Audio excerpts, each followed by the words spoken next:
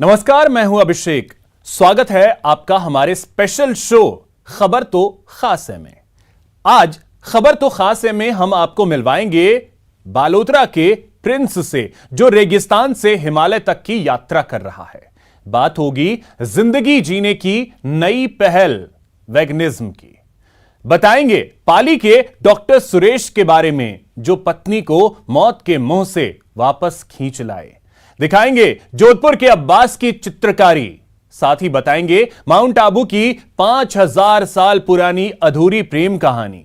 मिलवाएंगे जयपुर की तस्वीर बदलने वाली प्रिया सिंह और लिटिल चैंपियन मनुश्री से। इसके अलावा और भी ऐसी खबरें होंगी जो बहुत खास होंगी। तो चलिए शुरू करते हैं खबर तो खास है का यह सफर।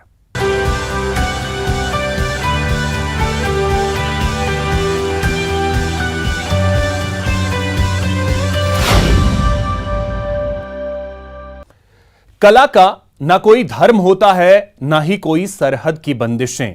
मरुधरा के एक कलाकार ने भारत के विचार और मरुधरा की चित्र शैली को दुनिया के सामने रखा है। देखिए स्पेशल रिपोर्ट। 80 साल की उम्र में भी जब सैयद मेहर अली अब्बासी की अंगुलियां कैनवास पर चलती हैं, तो रंग, रूप, जाति और मजहब की बंदिशें तोड़कर बहुत दूर निकल जाती हैं। जोधपुर से निकली अब्बासी की इस कला को अंतर्राष्ट्रीय स्तर पर पहचान मिली है। ये बहुत बड़ी उपलब्धि है कि एक इंटरनेशनल लेवल पर ना इस तरह का प्रोग्राम होकर उसके अंदर राजस्थान के आर्टिस्टों को भी चुना है, जिसके अंदर से ना जोधपुर से मुझे चुना। और एक है ना क्या है कि नीलिमा करके जयपुर की आर्टिस्ट जो फ्लावर्स पेंटिंग्स बनाती हैं और कैलीग्राफी भी बनाती हैं, उनका भी ना काम उसके अंदर यानी क्या है कि काम इंक्लूड किया गया है। क्या है कि तो ये यानी क्या है कि ये इवेंट्स है ना काफ़ी 31 कंट्रीज जो हैं वर्ल्ड की मानी हुई, उन सब का वर्क वहाँ पर रहने क्या है कि उन्होंने ये डिस्प्ले करेंगे। ये सूर्य नगरी के चित्रकार और मूर्तिकार की पेंटिंग की चमक Indo Iran international art and calligraphy में दिखाई दी। राजस्थानी परंपरागत चित्र शैली पर आधारित पेंटिंग में ढोला मारू को ऊंट पर सवार दिखाया गया है। इतना ही नहीं, अब्बासी की इस कला में गजानन और राधा कृष्ण का प्रेम भी दिखाई पड़ता है। अब्बासी 31 देशों के बेहतरीन कलाकारों के बीच भारत का प्रतिनिधित्व कर रहे हैं। राजस्थान के ढोला मारू का जो पेंटिंग है उसको मैंने क्या है कि बनाया है, और उसके साथ में जो हस्तलिखित ग्रंथ थे पुराने जो 400 साल 500 साल पुराने, उनको भी उसके साथ में एडजस्ट किया है। तो वो कैलीग्राफी से संबंधित था, तो उसको मैंने क्या है कि ये मैंने उसको एडजस्ट करके और इसको कैलीग्राफी को और इंडियन मिनिएचर पेंटिंग्स को दोनों का कॉम्बिनेशन बना करके और उसको मैंने ये कैनवास बोर्ड के ऊपर 2 फीट बाई 3 फीट के ऊपर ये पेंटिंग बनाई है मैंने। सैयद मेहर अली अब्बासी गणेश, नवदुर्गा और राधा कृष्ण के अटूट प्रेम को 4000 से ज्यादा बार कैनवास पर बखूबी उकेर चुके हैं। चाहे किसी भी फील्ड के हो, चाहे मुस्लिम हो, चाहे ईसाई हो, चाहे हिंदू हो या कोई भी हो, उसके लिए ने क्या कि मुझे बाड़ा नहीं आता है नहीं, ये ठीक है ना। उसके लिए उसका व्यू क्या है आर्टिस्ट का, उसका दिलचस्पी किसके अंदर है, तो वो उसको बनाता है। मजहब नहीं सिखाता आपस में बैर रखना, इस बात को भली तरीके से फलीभूत कर रहे हैं जोधपुर के कलाकार सैयद मेहर अली अब्बासी, जिन्होंने भगवान कृष्ण, राधा और गणेश पर असंख्य पेंटिंग्स बनाई है। इतना ही नहीं, अब राजस्थान की ढोला मारू शैली को 7 समुद्र पार इंडो ईरान रेवोल्यूशनरी बोर्ड में भी भेजा है और साथ ही साथ भारत का प्रतिनिधित्व भी किया है। रंजन दवे, न्यूज 18 राजस्थान, जोधपुर। अब बात एक ऐसे युवा की जो रेगिस्तान से हिमालय तक की यात्रा पर निकल पड़ा है। यह है बालोतरा का प्रिंस, जिन्हें रास्तों से बेहद प्यार है। 21 साल के प्रिंस को मंजिल से ज्यादा रास्ते प्यारे हैं। यह प्यार इतना ज्यादा है कि वो इस साल 1500 किलोमीटर से ज्यादा पैदल चलकर केदारनाथ जा रहे हैं।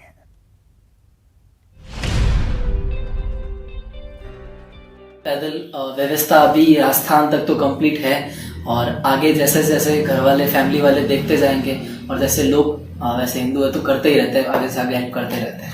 अकेले चलने का क्या प्लान है? जैसे अकेले जा रहे हैं तो कभी मन में नहीं है कि अकेला कैसे जाऊंगा, कुछ प्रॉब्लम हो जाएगी रास्ते में? नहीं, मैंने कुछ नहीं सोचा, बस निकल गया घर से। अकेले राह का पथिक, ये है बाड़मेर के बालोतरा का प्रिंस। तिरंगे को अपना साथी बना सड़कों पर अकेला ही निकल पड़ा है। प्रिंस ने बाड़मेर के बालोतरा से केदारनाथ की यात्रा शुरू की है। उनका इरादा अगले 3 महीने में 1500 किलोमीटर से ज्यादा पैदल चलने का है। इस दौरान वो राजस्थान के जोधपुर, बीकानेर, सरदार शहर, हरियाणा के रेवाड़ी, दिल्ली के कुछ इलाके के बाद उत्तराखंड होते हुए केदारनाथ के कपाट खुलने तक वहां पहुंच जाएंगे। मैं बालोतरा से रवाना हुआ था 9 फरवरी को दोपहर के टाइम में, और टाइम लगेगा मेरे को केदारनाथ पहुंचते पहुंचते 3 महीने, और केदारनाथ के कपाट खुलेंगे लगभग 7 मई से 10 मई के बीच में, जो कि आका तीज को हर बार खुलते हैं। और मुझे तो जब तस्वीर ऊपर लेके जाते हैं, वो जब शिवलिंग ऊपर लेके जाते हैं तब वापस, तो मुझे उनके साथ ही ऊपर चढ़ना है। प्रिंस का केदारनाथ जाने का भी मकसद है। वो बताते हैं कि कोरोना के काल में वो घर में कैद रहे, जो मंजर देखा उसे भुला पाने का तरीका नहीं मिला। ऐसे में केदारनाथ जाकर दर्शन के इस पल को अपनी जिंदगी के सबसे शानदार लम्हों में कैद करने का विचार आया। वो शिवलिंग के दर्शन करते करते मुझे दर्शन करना, और जब कपाट खोलेंगे तो मुझे वहीं खड़ा रहना। सबसे मेन चीज है कि अगर उसके दर्शन हो जाते हैं तो वो बहुत बड़ी चीज होती है। यूं तो अकेले चलना भी किसी रोमांच से कम नहीं है। ऐसी यात्रा में तकलीफें भी बहुत आती हैं, लेकिन प्रिंस के इस जुनून के चलते गांव, शहर, केदारनाथ तक लोग उनकी खातिरदारी के जरिए उनकी यात्रा के पलों को खूबसूरत बना रहे हैं। मंजिल की फिक्र छोड़िए जनाब, रास्तों का मजा लीजिए, जिससे सफर की राह आसान हो जाए।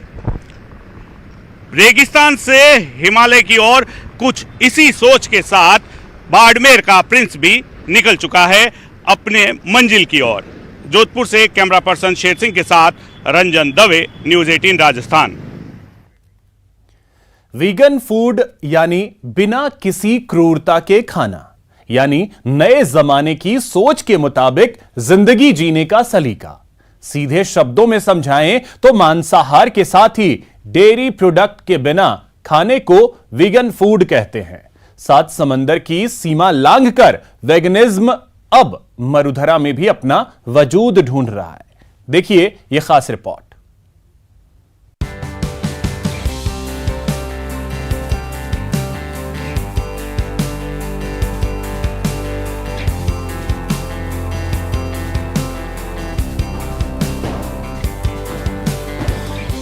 इस वक्त मैं मौजूद हूँ वीगन स्टोर में, जहां हम देखेंगे कि कैसे जो है वेगनिज्म को ये लोग आगे लेके जा रहे हैं, और हर एक चीज वीगन से जो है अप्रूव्ड है। वीगन प्रोडकास्ट सोशल मीडिया से लेकर समाज के एक तबके को अपने प्रभाव में ले चुका है। दाली बाटी चूरमा वाले प्रदेश मरोधरा में भी वेगनिज्म अपनी पहचान कायम कर रहा है। एक ऐसे समाज की तरफ करें जिसमें कि हम सेंसिटिव हों, मतलब कि सब प्राणियों के लिए। से भी ज़्यादा मोर एथिकल चॉइस था कि क्या मैं इसके बिना रह सकता हूँ। फिर एक सवाल आता है कि क्या हम are we meant to be having milk. कर आप अपनी जिंदगी को बेहद आसान बना सकते हैं। अत्यधिक रूप से जो मांसाहारी पदार्थ खाए जाते हैं और डेयरी प्रोडक्ट्स अगर अत्यधिक मात्रा में कंज्यूम किए जाते हैं तो हमें शरीर का मोटापा, डायबिटीज़, ब्लड प्रेशर, इस तरह के बहुत सारे लाइफस्टाइल डिसऑर्डर्स प्रमुखता से बीमारियों के जनिक हो जाते हैं। पिछले 12 साल से वीगन लाइफस्टाइल फॉलो कर रहे जयपुर के शमीनंदा और लाइला बताते हैं कि सालों से वीगन फूड खाकर वो स्वस्थ हैं। यहाँ तक कि डेयरी प्रोडक्ट की जरूरत भी हमारे शरीर को नहीं है। ये बहुत ही बड़ा मिथ है कि जो डेयरी जो है वो हमारे शरीर के लिए बनाए और हमको चाहिए, तो वो हमको बिल्कुल भी नहीं चाहिए। और मैं एक छोटा सा एग्जांपल दूंगी कि दूध जो है उसमें एक प्रोटीन होता है केजिन, जिसको एक एंजाइम चाहिए होता है रेनिन, जो कि हमारी बॉडी 3 साल की उम्र के बाद बनाना बंद कर देती है। तो वो डेयरी है वो हमारे शरीर के लिए बनी ही नहीं है। वेगनिज्म जिंदगी जीने की नई पहल है, जिसके लिए आपको थोड़ी सी समझदारी और थोड़ा सा संयम चाहिए। फिर ना तो आपको अस्पताल जाने की जरूरत होगी और ना ही किसी के प्रति क्रूरता का अपराध बोध होगा। महिमा Jain, news 18 network, Jaipur. Doctor Suresh और उनकी पत्नी अंजू की कहानी सुनकर आपका प्यार पर यकीन और पुख्ता हो जाएगा। कोरोना की दूसरी लहर में सुरेश की पत्नी अंजू मौत के मुंह में करीब करीब चली ही गई थी, लेकिन सुरेश का समर्पण ऐसा था कि वो अंजू को मौत के मुंह से वापस खींच लाए। इनकी कहानी सुनेंगे तो आप भी कहेंगे प्यार हो तो डॉक्टर सुरेश चौधरी जैसा। 7 जन्मों तक साथ निभाने का वादा किया, आंखों के सामने कैसे मरने देता, मैं जिंदा हूं तो सिर्फ पति की जिद के कारण। जी हां, शादी के वक्त लिए 7 फेरों को कुछ लोग जिंदगी की आपाधापी में भूल जाते हैं, लेकिन डॉक्टर सुरेश चौधरी दूसरी ही मिट्टी के बने हुए हैं। शादी के 7 फेरों को आखिरी सांस तक निभाने की उन्होंने कसम खाई थी, इसलिए पत्नी को मौत के मुंह से खींच लाए। उन्होंने अपनी पत्नी के लिए नौकरी तक दांव पर लगा दी। 5 साल के बच्चे और पत्नी अंजू के साथ वो पाली के खेरवा गाँव में PSC में पोस्टेड थे। कोरोना की दूसरी लहर पीक पर थी, यहीं से वक्त ने उन्हें आजमाना शुरू किया। मई 2021 को उनकी पत्नी को बुखार आया। 13 मई को पत्नी की तबीयत बिगड़ने लगी।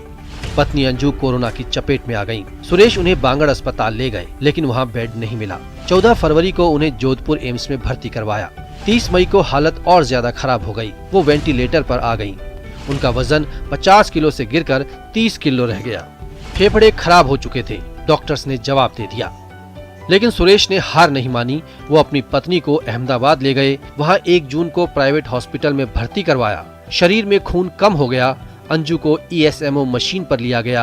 अब उनका दिल और फेफड़े मशीन से चल रहे थे, लेकिन अब समस्या पैसों की आने लगी। यहाँ इलाज का रोजाना खर्च करीब 1 लाख रुपए था। इलाज में करीब 1.25 करोड़ रुपए खर्च होने थे।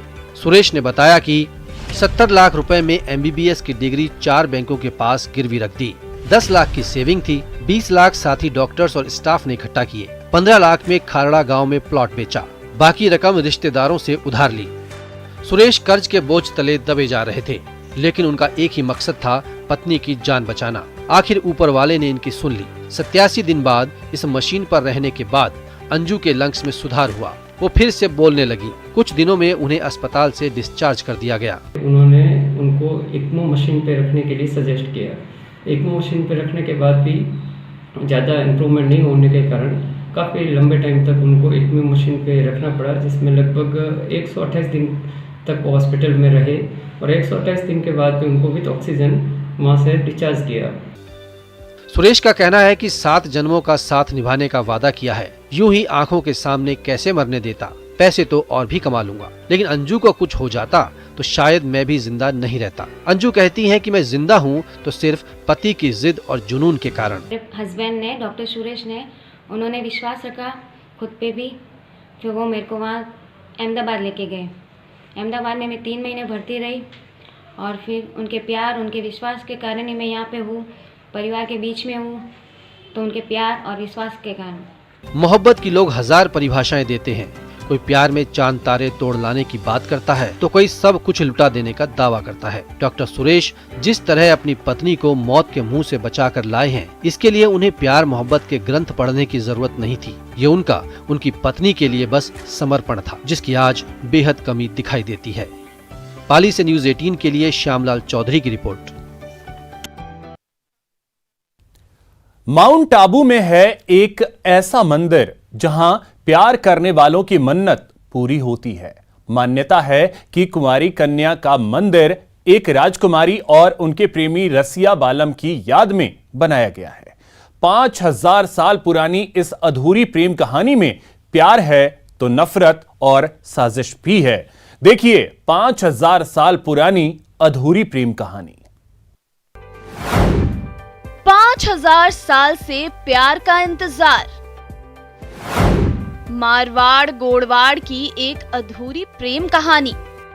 मैं गुजरात से घूमने आया हूँ और यहाँ का एक माउंट आबू में एक चीज़ है कुंवारी कन्या, जो लवर्स के लिए बहुत फेमस है, तो आप भी आए यहाँ पे घूमिए। माउंट में आज भी करीब 5000 साल से अधिक पुरानी रसिया बालम और कुंवारी कन्या की अधूरी प्रेम कहानी यहाँ की वादियों में प्रचलित है। इनकी अधूरी प्रेम कहानी की एकमात्र निशानी नक्की झील है, जिसके पीछे यह मान्यता है कि राजकुमारी को पाने के लिए रसिया बालम ने एक ही रात में इसे अपने नाखूनों से खोद दिया था। मान्यता है कि प्रेमी जोड़ों की मनोकामनाएं पूरी होती हैं, साथ ही सुहाग महिलाओं को भी अमर सुहाग का आशीर्वाद मिलता है। मैं गुजरात से आया हूँ और यहाँ पर माउंट आबू कुंवारी कन्या मंदिर घूमने आया हूँ और यहाँ पर मान्यता ऐसी है कि कुंवारी कन्या को प्रेम का प्रतीक माना जाता है और मंदिर घूमने के लिए मुझे बहुत अच्छा लगा। इनकी प्रेम कहानी को लेकर यह मान्यता है कि रसिया बालम आबू पर्वत में मजदूरी करने आए थे। राजकुमारी को उससे प्यार हो गया। ऐसी मान्यता है कि राजकुमारी की मां की वजह से अधूरी रह गई थी प्रेम कहानी, इसलिए यहाँ आने वाले प्रेमी जोड़े राजकुमारी की मां को पत्थर मारते हैं और वहाँ पत्थरों का ढेर भी लगा है। ऐसा माना जाता है कि इन पत्थरों के ढेर के नीचे राजकुमारी के मां की प्रतिमा है। रसिया बालम को शिव का रूप भी माना जाता है और राजकुमारी को देवी का रूप, इसलिए इनके यहाँ मंदिर भी है। स्पेशली एक तो प्यार की बहुत अच्छी कहानी है जो माउंट आबू के अंदर है, रसिया बालम करके हैं, उसी को मैं यहाँ देखने आया था और यहाँ के मैंने उस मंदिर को भी देखा और इस स्टोरी को भी मैंने काफ़ी अच्छी तरह सुना। तो मुझे सुनकर और उसको देखकर काफ़ी अच्छा अनुभव महसूस हुआ यहाँ। एक मान्यता के मुताबिक 4 युग बीतने के बाद फिर दोनों का मिलन होगा। न्यूज़ 18 के लिए प्रतीक सोलंकी की रिपोर्ट। यहां वक्त हो चला है एक छोटे से ब्रेक का।